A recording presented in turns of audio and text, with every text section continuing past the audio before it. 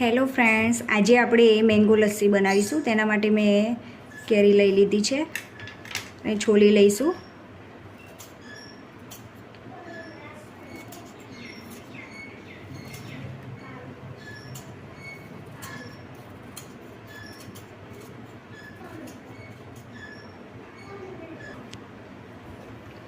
Mango cut કરી લઈએ.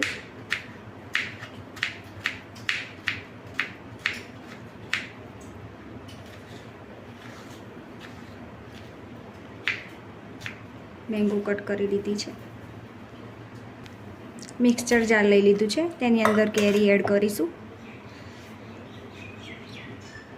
હવે દહીં એડ કરીશું અને ખાંડ લઈ લઈશું. આ બધી વસ્તુને મિક્સચરથી ચન કરી લઈશું.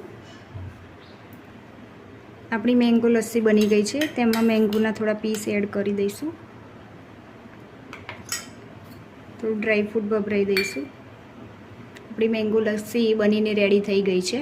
Thank you friends. કેવી બની જરૂરથી કહેજો.